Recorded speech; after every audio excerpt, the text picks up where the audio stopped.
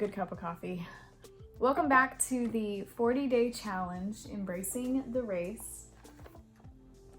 I don't remember what day this is, but I guess you can see behind me. It's very pretty outside. It's 9:21 and you can hear those wind chimes, which is why I am not doing this outside. Like, one day I will on one of these pretty days. It's just windy enough that if I was outside, you wouldn't be able to hear me. So, and also you can see I'm wearing a hat because my hair is a mess. I am wearing what will be my running clothes for a little bit later this morning. So this is what you get today. But today is a very good one. I really like this one. It is called the Day of Rest. The verse she starts with is Exodus chapter 20, verses 8 through 10. Remember to observe the Sabbath day by keeping it holy. You have 6 days each week for your ordinary work, but the seventh day is a Sabbath day of rest dedicated to the Lord your God.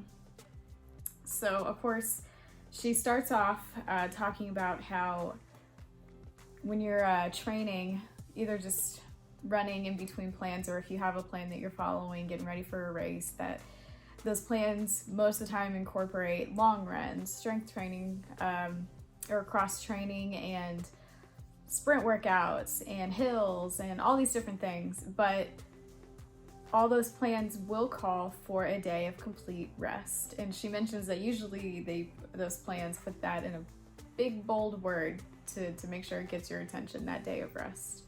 And she talks about how when she first started running, she didn't quite understand really if she got to that day of rest, if she wasn't feeling tired, that she would still do something.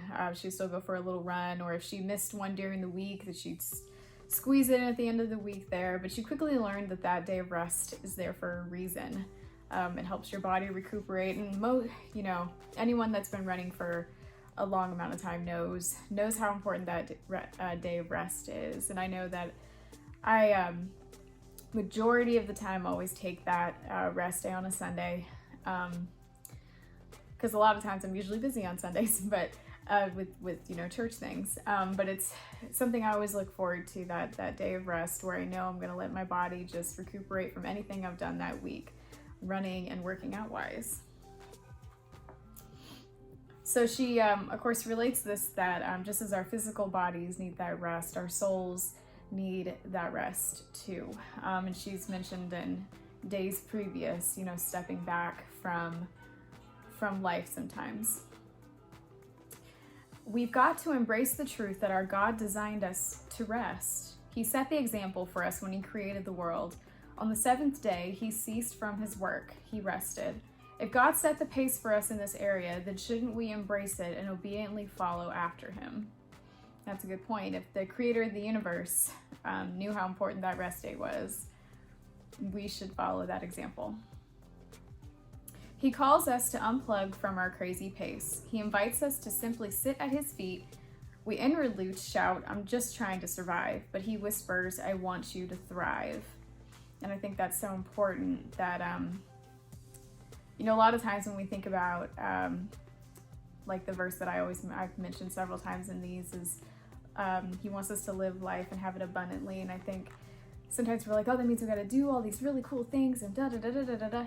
But sometimes just taking that step back is how we're going to have that abundant life, how we're going to thrive, taking that rest that our physical and our spiritual bodies need.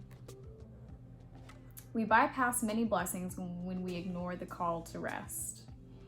And I wrote a note off to the side, and I've said this before, and this is just so especially true for me. So I speak of what I know when it comes to this.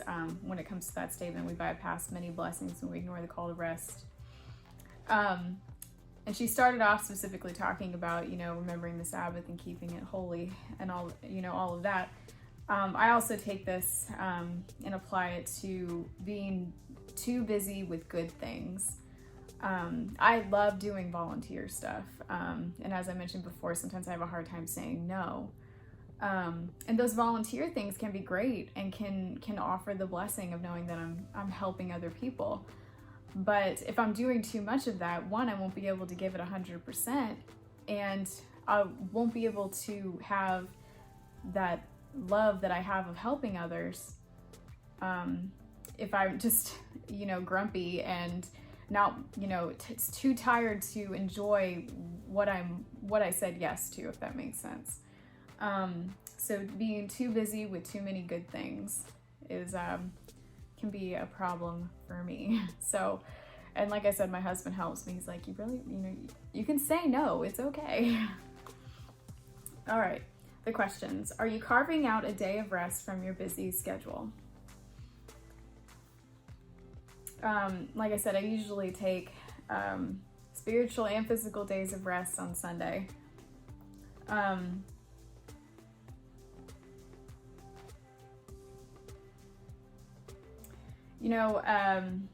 We've gone on a couple of longer road trips because we love to RV. It's our thing. And we're going on another one this summer. And it's just now occurring to me that we probably should be building in days of rest into those trips instead of, either a day where, we're driving the whole day, or we're actually stopped at a place where we have that day booked with things that we're going to do, instead of being stopped at one place, not planning things on the schedule. And see, this is me. I'm the planner. My husband's the let's just go with the flow, which lends itself more to taking the rest time that you need. So when we're in these beautiful places this summer, instead of going when we're stopped, not driving, enjoying what's around us type deal. See, I'm speaking to myself on this one. I am a planner. I get that from my dad. Is it easier for you to justify physical rest compared to soul rest? Why or why not? No, I've mentioned before, and this is part of physical rest probably, that while I am a planner and I like to say yes to things, I can also take every so often take the opposite approach and be really lazy. So I usually can justify physical and soul rest pretty easily. What changes do you need to make for making time to rest? Changes do I need to make? Maybe like I mentioned, like if Sunday is, Sunday's going to be my day of rest, completely. What I'm choosing to focus that rest on, if that makes sense. Like making sure, if for some reason, which happens all the time with me, I've fallen behind on quiet time or, reading my Bible and things like that, use my rest, quiet time to spend time with Him. That's where I'm going with that. The next time you notice the word rest on your training schedule, let it remind you to embrace God's day of rest. Embrace it. Give it a big warm hug because it's wonderful. The verse she ends with is Matthew chapter 11, verse 28. Come to me, all who are weary and burdened, and I will give you rest. It is true. Something I like to always mention if I'm talking to someone about any negative feelings they have about anything in life, whether it's stress, anxiety, worry, all of that stuff. The Psalms, and this might be common knowledge, but I really wasn't completely aware of how wonderful it was until, and I'll say this here, a couple of years ago, I decided I wanted to read the Bible not straight through, but read the whole Bible. And because I'm me and it seemed fun, whenever I finish a particular book in the Bible, I use a random number generator off of Google to pick the next one. So, I started, I don't even remember what book I started with, this is 2 years ago. But I'm actually on my last book of the Bible now. And I've got about 20 chapters left. And I try to read at least one chapter a day. If they're really short, I'll read 2. And that's what I've been doing for 2 years now.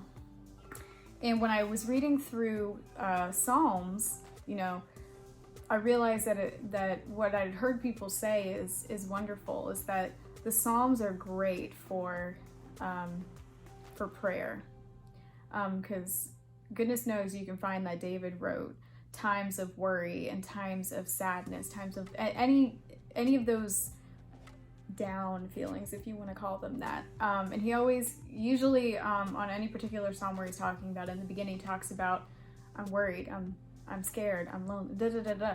But by the end of the psalm, he comes back around to how wonderful God is, and how God will help him through this, and God will save him from, you know, if it was someone attacking him or something, you know. So let that be a source of encouragement. If you have any of that going on, go through the Psalms. Do a Google search to find a particular psalm for whatever it is that is going on in your life right now, because goodness knows the internet is good for stuff like that. Doing quick searches, and even probably if you have the Bible app on your phone, you could probably do a search in the little search thing too and find a psalm and just have that be your prayer. Because one thing that I loved, this was in a Bible study a couple years ago that I heard, it was a video study, and the person that was doing it on the video said that God loves to have his words prayed back to him. And I thought that was an interesting way to put it, because those are his words.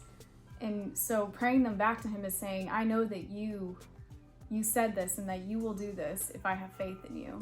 This is your word. You already said this, and I'm choosing to put my faith in it. So that was probably a whole bunch of rambling, but hopefully it was good. Spring is coming. Oh my goodness, look at this. And I'm hoping, I'm going for a run with my good run buddy later, that I might be able to even shed this long sleeve. I have just run shorts on, but maybe I'll be able to shed this long sleeve. It'll be good. So I hope everybody is doing well, and I will see you tomorrow.